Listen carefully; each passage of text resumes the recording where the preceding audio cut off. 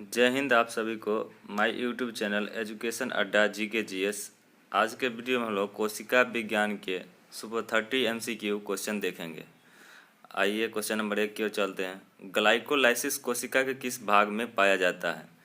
Glycolysis कोशिका के किस भाग में पाया जाता है? ऑप्शन ए नाभिक, ऑप्शन बी कोशिका द्रव्य, option C lysosome, option D ribosome.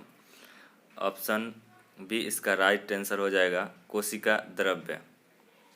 आइए ऑप्शन सी पे चर्चा करते हैं। लाइसोसोम, लाइसोसोम को आत्महत्या की थैली के नाम से जाना जाता है। ऑप्शन डी राइबोसोम, राइबोसोम का राइबोसोम नाम रॉबर्ट नामक वैज्ञानिक ने दिया था। आइए नेक्स्ट क्वेश्चन, क्वेश्चन नंबर 2 की ओर चलते हैं।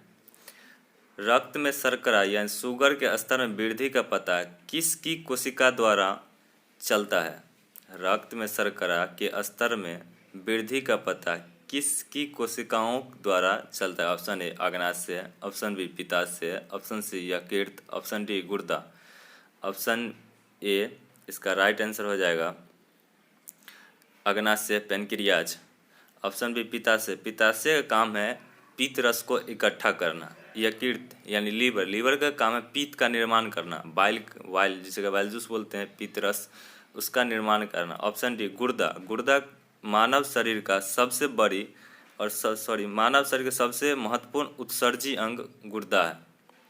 आइए नेक्स्ट क्वेश्चन, क्वेश्चन नंबर 3 की ओर चलते हैं। अधिक अंतरकोशिकीय प्रसार के लिए निम्न में से कौन सी कोशिकाएं के विरल रूप में संरक्षित रहती है? Option A phloem, option B sclerenchyma, option C collenchyma, option D प्रेलेन्काइमा।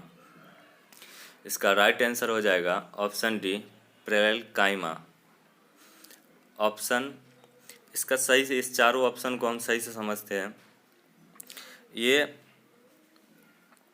पादप के अस्थायी ऊतक को 2 भागों में बांटा गया है, सरल अस्थायी ऊतक और जटिल अस्थायी ऊतक। सरल अस्थायी ऊतक में 3 आते हैं, स्क्लेरेन्काइमा, केलेन्काइमा, प्रेलेन्काइमा। और जटिल अस्थायी ऊतक में जाइलम और फ्लोएम आते हैं।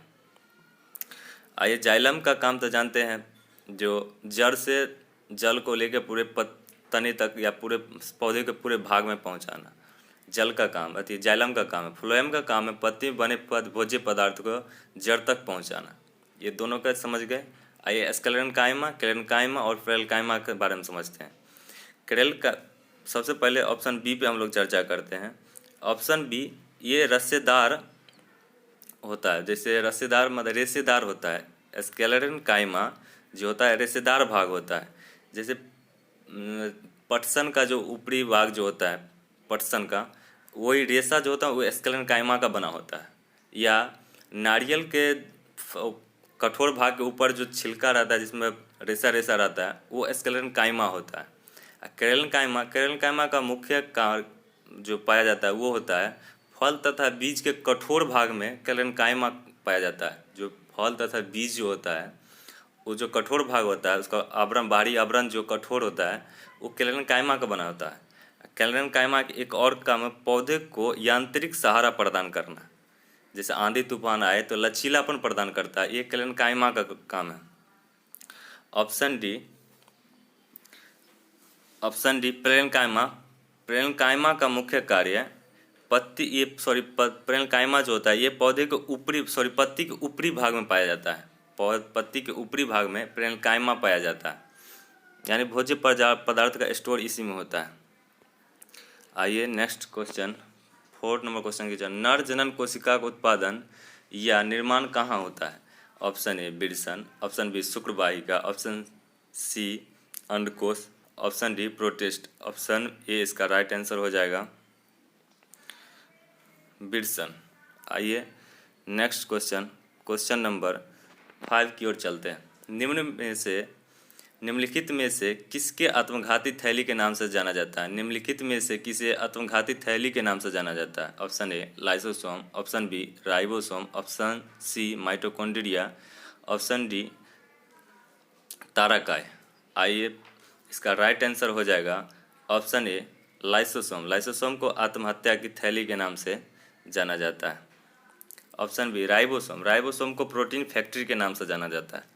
ऑप्शन सी माइटोकॉन्ड्रिया, माइटोकॉन्ड्रिया को पावर हाउस ऑफ सेल या कोशिका का इंजन भी कहते हैं। ऑप्शन डी ताराकाय, ताराकाय का मुख्य कार्य कोशिका विभाजन में मदद करना या और शुक्राणु की पूंछ का निर्माण करना। शुक्राणु के पूंछ का निर्माण करना किसका मुख्य कार्य है? ताराकाय का। और कोशिका विभाजन में भी ताराकाय मदद करते हैं। आइए नेक्स्ट क्वेश्चन नंबर 6 की ओर चलते हैं। कोशिका के केंद्रक में निम्नलिखित में से कौन सा कोशिका द्रव्य पाया जाता है? ऑप्शन ए कोशिका द्रव्य, ऑप्शन बी जीव द्रव्य, option C nucleoplasm, option D nucleosome.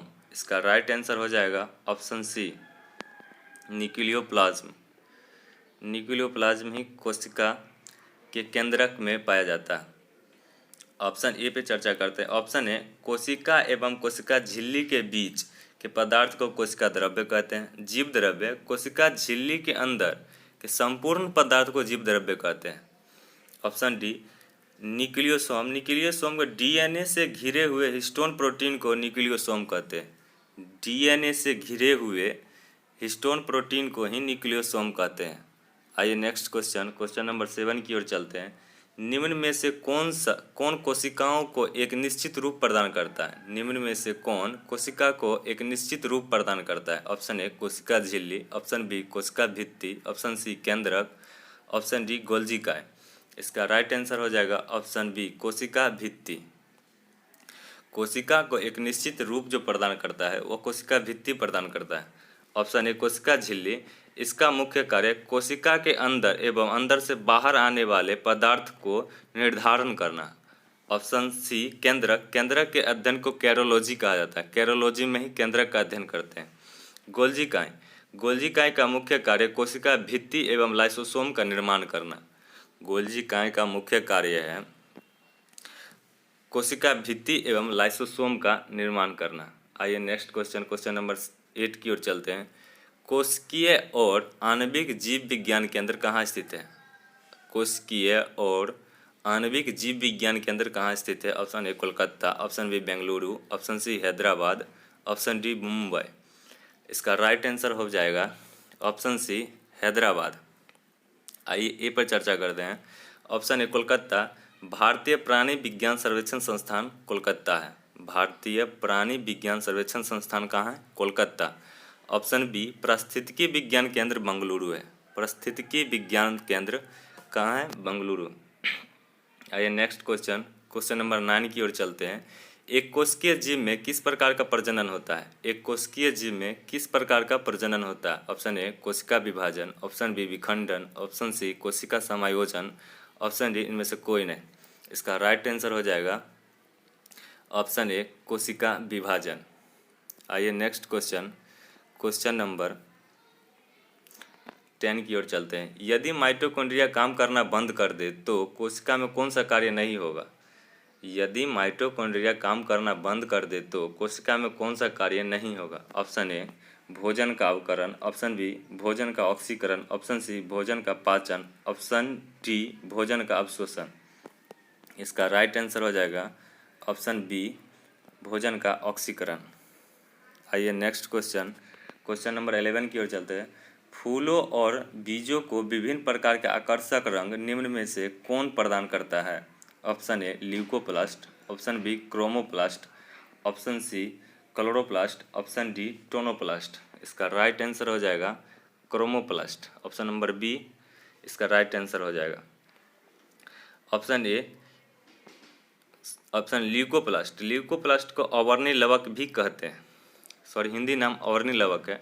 ये पौधे के विभिन्न भागों में खाद्य पदार्थ का संचयन का कार्य करता है। ये जो है ल्यूकोप्लास्ट ये पौधे के विभिन्न भागों में खाद्य पदार्थ को संचयन का कार्य करता है, इसलिए इसे संचय लवक भी कहते हैं। संचय लवक किसे कहते हैं? अवर्णी लवक को। अवर्णी लवक इंग्लिश में क्या कहते हैं? ल्यूकोप्लास्ट, क्योंकि इंग्लिश भी याद रखिए कई जगह ल्यूकोप्लास्ट इंग्लिश में ही लिखा जाता है। आइए हम लोग ऑप्शन नंबर सी क्लोरोप्लास्ट पे चर्चा करते हैं। ये लवक क्लोरोप्लास्ट जो है, एक क्लोरोप्लास्ट के कारण ही हरे पेड़ पौधे हरा या उसका पत्ती जो हरा जो दिखता है, ये क्लोरोप्लास्ट के कारण ही दिखता है। आइए टोनोप्लास्ट पे चर्चा करते हैं। टोनोप्लास्ट छोड़िए इसको, टोनोप्लास्ट नहीं होता है कुछ। आइए नेक्स्ट क्वेश्चन, क्वेश्चन नंबर 12 की ओर चलते हैं। पादप की कोशिका भित्ति मुख्यतः किसकी बनी होती है? पादप की कोशिका भित्ति मुख्यतः किसकी बनी होती है? Option A lipid, option B vitamin, option C cellulose, option D protein. Option C इसका राइट आंसर हो जाएगा, सेलुलोज की बनी होती है। लिपिड क्या है? ऑप्शन ए में जो है लिपिड, लिपिड क्या है? यह कोशिका को चोट से बचाता है। यह उच्च कार्बनिक पदार्थ से प्राप्त होता है, जैसे मोम, घी इत्यादि से सब प्राप्त होते हैं लिपिड। आइए नेक्स्ट क्वेश्चन, क्वेश्चन नंबर 13 की ओर चल। निम्नलिखित में से कौन सी रचना जंतु कोशिका को वनस्पति कोशिका से विभेदित करती है? Option A ribosome, option A ribosome, option B mitochondria, option C centromere, option D centriole. Option D इसका राइट आंसर हो जाएगा सेंट्रियोल। आइए नेक्स्ट क्वेश्चन, क्वेश्चन नंबर 14 की ओर चलते हैं। वसा का संचयन कोशिका के किस अंग के द्वारा किया जाता है? वसा का संचयन कोशिका के किस अंग के द्वारा किया जाता है? ऑप्शन ए गोल्जी काय, option B mitochondria, option C ribosome, option D lysosome. इसका राइट आंसर हो जाएगा राइबोसोम। इसलिए राइबोसोम को प्रोटीन फैक्ट्री के नाम से जाना जाता है। आइए नेक्स्ट क्वेश्चन, क्वेश्चन नंबर 15 की ओर चलते हैं।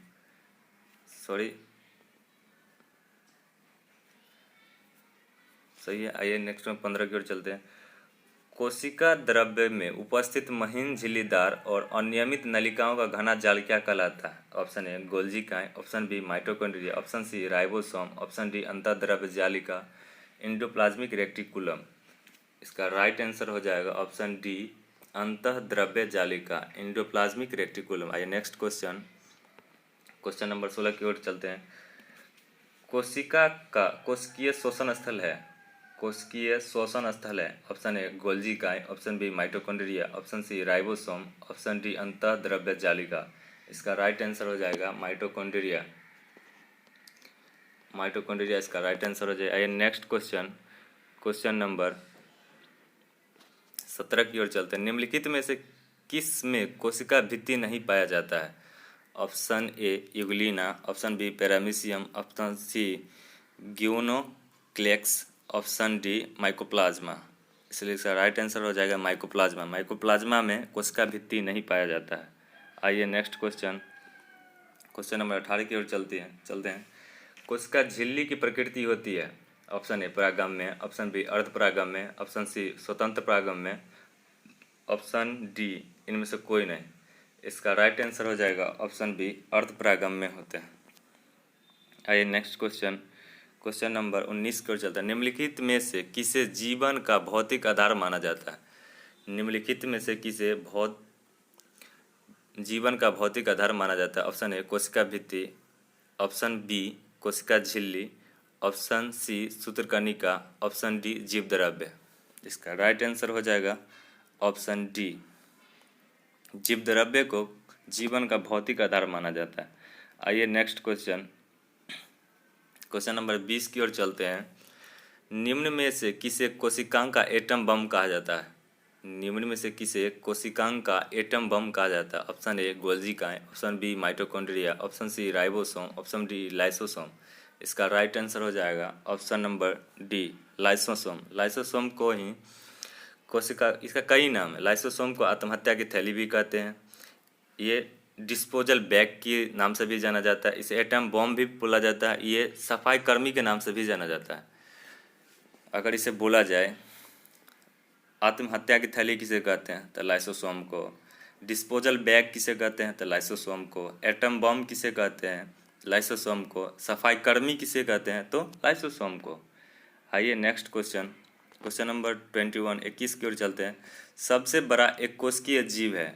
Option A yeast, option B स्टेबुलेरिया, option C azotobacter, option D amoeba. इसका राइट आंसर हो जाए स्टेबुलेरिया, ऑप्शन बी इसका राइट आंसर हो जाएगा स्टेबुलेरिया। आइए नेक्स्ट क्वेश्चन, क्वेश्चन नंबर 22 की ओर चलते हैं। कोशिका विभाजन की खोज किसने किया था? ऑप्शन ए स्लाइडेन एवं Schwann, option B Rudolf Virchow, option C Robert Hooke, option D Leeuwenhoek.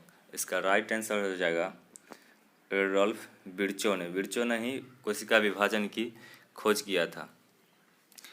Option A जो है स्लाइडेन एवं सावन, ये कोशिका सिद्धांत के प्रतिपादन किए थे। ऑप्शन सी में जो रॉबर्ट हुक ने कोशिका शब्द का सर्वप्रथम प्रयोग किए थे।